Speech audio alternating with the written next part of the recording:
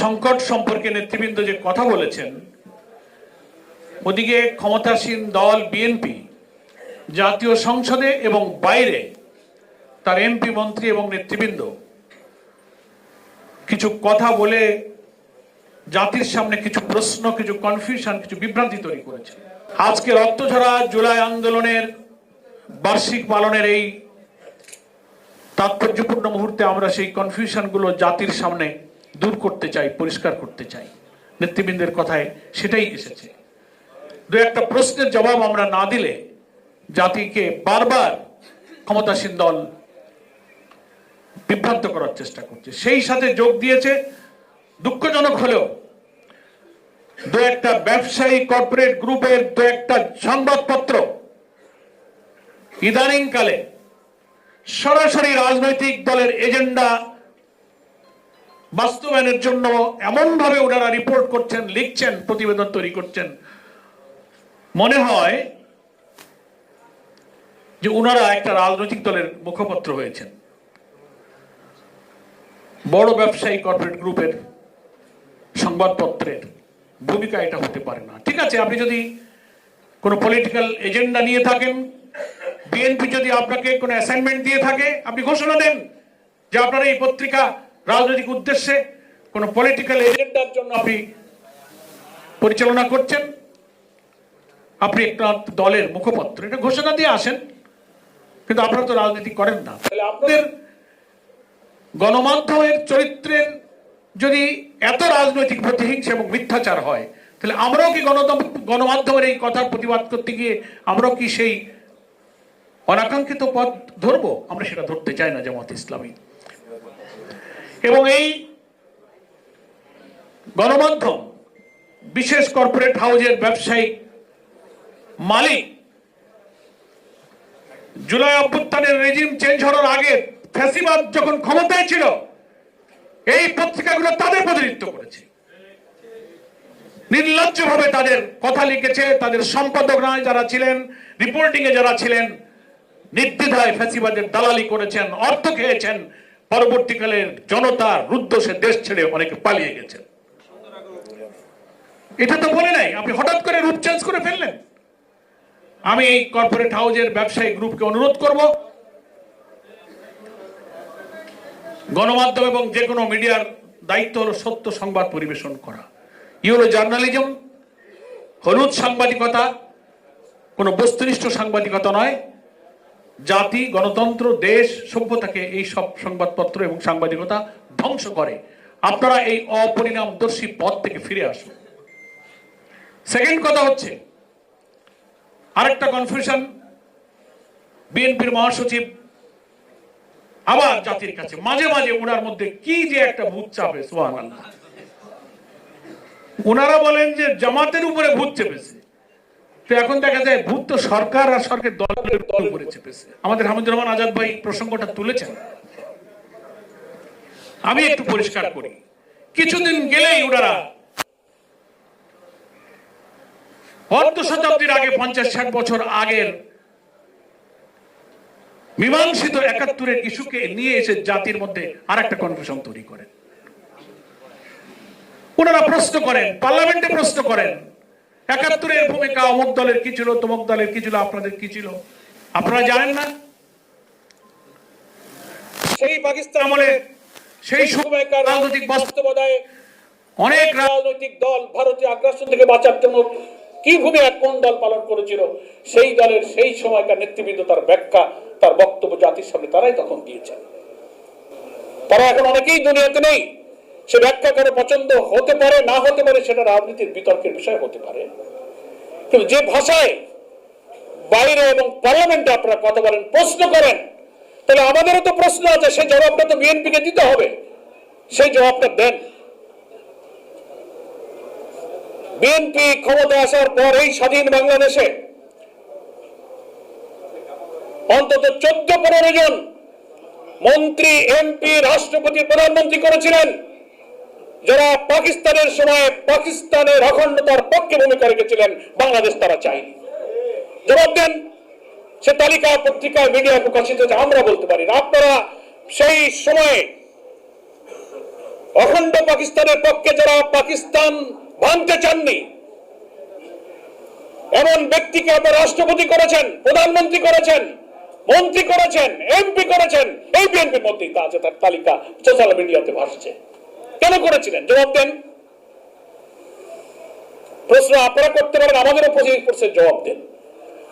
আরো প্রশ্ন যদি আমরা করি, অন্তত 20-22 বছর জামাত ইসলামের সাথে দেশ নেত্রী বেগম খালেদা জিয়ার নেতৃত্বে আপনারা 4 দল, 18 দল, 20 দলীয় জোটের রাজনীতি করেছেন, লম্বা সময় রাজনীতি করেছেন। রাষ্ট্রপতি নির্বাচনের সময় জামাত ইসলামের অধ্যাপক গোলাম আজমের মগবাজারের বাসায় বিএনপি নেতারা ধর্ণা দিয়েছেন জামাতের ভোটগুলো যেন বিএনপি রাষ্ট্রপতি নির্বাচনের পক্ষে আসে। কেন আপনারা গিয়েছিলেন তার জবাব আপনারা দেন। ওই জবাবের মধ্যেই কিন্তু এই প্রশ্নের উত্তর আছে। আপনি বারবার জাতিকে বিভক্ত করার জন্য, জাতিকে বিভক্ত করে আবার ফ্যাসিবাদের হাতে দেশকে তুলে দেওয়ার জন্য জামাত ইসলামের বিরুদ্ধে কোন রাজনৈতিক, যৌক্তিক, নৈতিক কোন যুক্তিকতার হাতিয়ার নেই বলে আপনি একটা পুরানো মীমাংসিত ইস্যুকে আপনি বারবার জাতির সামনে এনে যে আশা এটা করেন, এই আশা আপনাদের পূরণ হবে না। এই আশা যদি পূরণ হতো, গণতান্ত্রিক নির্বাচনে 79 সাল থেকে বাংলাদেশে জামাত ইসলামী, ইসলামপন্থী দলগুলোর প্রতি ভারতীয় আধিপত্যবাদ বিরোধী এবং ইসলামী জনতার যে সমর্থন, ছাত্র আন্দোলনের ডাকসু নির্বাচন, ত্রয়োদশ জাতীয় নির্বাচনে জনতার যে জোয়ার সৃষ্টি হয়েছে, এই জোয়ারই আপনাদের বিভ্রান্তির বেড়াজালকে সবকিছুকে ছিন্ন ভিন্ন করে দিয়েছে। জবাব দেন। আমি তো মাঝে মাঝে বলে থাকি, সঙ্গে থাকলে সঙ্গী, না থাকলে জঙ্গি। তা 20 বছর আপনারা জামাত ইসলামের সাথে জোট করেছিলেন, দেশনেত্রী বেগম খালেদা জিয়া জীবিত ছিলেন, প্রেসিডেন্ট ভোটের জন্য আপনারা অথবা গোলাম আজমের বাড়িতে গিয়েছিলেন।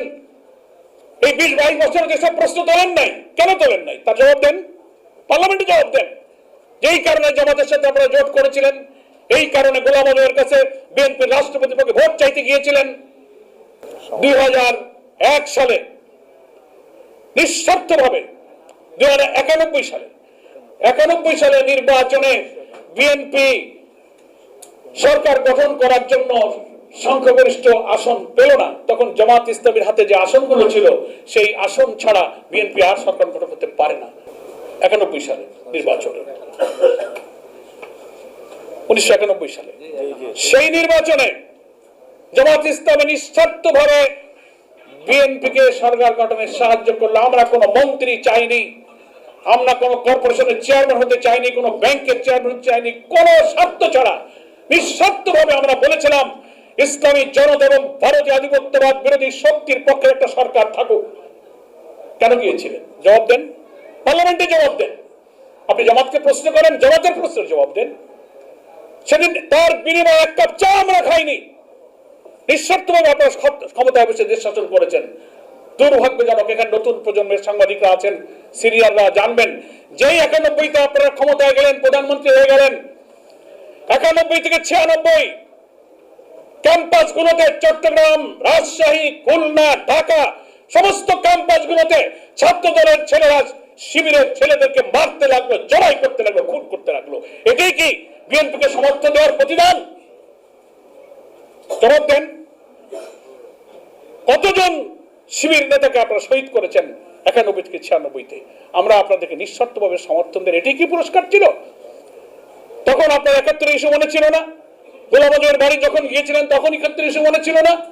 যখন আপনি 4 দলীয় জোট, শেখুল হাদিস আলম আজিজুল হক, হোসেন মোহাম্মদ এরশাদ, বেগম খালেদা জিয়া এবং অধ্যাপক গোলাম আজম 4 নেতা এক মঞ্চে উঠে সবাই বিভিন্ন জায়গায় বক্তব্য দিয়েছেন, লং মার্চ করেছেন, তখন 71-এর প্রশ্ন ছিল না? আব্দুর রহমান বিশ্বাস প্রেসিডেন্ট, শাহজুর রহমান প্রধানমন্ত্রী, আব্দুল আলিম মন্ত্রী, আরো 13-14 জনের নাম বলতে পারবো যারা স্বাধীনতার ওই সময় বিপক্ষে ভূমিকা পালনকারী লোকদেরকে বিএনপি তারা প্রেসিডেন্ট, প্রধানমন্ত্রী সব ক্ষমতায় বসিয়েছিলেন। তার জবাব যেদিন দিতে পারবেন, ওই জবাবের মধ্যেই দীর্ঘ এতকাল পর এসে রাজনীতির বিভ্রান্ত তৈরি করা যে আপনাদের সঠিক করছে না, সেই উত্তর তার মধ্যে আপনারা খুঁজে পাবেন। 2টা কনফিউশন দূর করলাম সাংবাদিক বন্ধু এবং দেশবাসীকে বলবো, যখনই বিএনপি নোহয়ার হয়ে যায়, জামাতকে মোকাবেলা করার যুক্তি যখন থাকে না, নৈতিকতা যখন থাকে না, আদর্শ যখন থাকে না, চরিত্র যখন থাকে না, তখন ওই পুরানো কাসন্দি টেনে জনগণকে বিভ্রান্ত করতে চায়। এই ছাড়া তাদের আর কোনো হাতিয়ার তো নাই, হাতিয়ারটা ভোতা হয়ে গেছে। পারলে আপনি চরিত্র আদর্শ দিয়ে আদর্শে মোকাবেলা করেন, মিথ্যাচার দিয়ে এই সমস্ত পুরনো কাহিনী, পুরনো গান আরে জাতি শুনতে চায় না। আজকাল বহু আধুনিক গান গেছে, থাকে সে সমস্ত আধুনিক গান গান। আগে আমরা ছোটবেলায় গাজী কালু চম্পাবতী রূপবানের গান শুনেছি, এখন এই প্রজন্ম রূপবানের গান আর শোনে না। এই পুরনো রেকর্ড আর বাজায়েন না, 54-55 বছরের এই গান এই জাতি আর শুনতে চায় না। এই জাতি এখন অনেক শিক্ষিত। আমাদের হামিদ ভাই বলেছেন জনগণ এখন আর বোকা নেই, কথা একটা বলে দিবেন আর মানুষ আপনার পিছনে দৌড় মারবে। দৌড় মারলে ত্রয়োদশ সংসদ নির্বাচনে দৌড় দিত। আপনি ভাববেন কি যে না আমরা তো মেজরিটি পাননি আপনারা। বিএনপির মধ্যে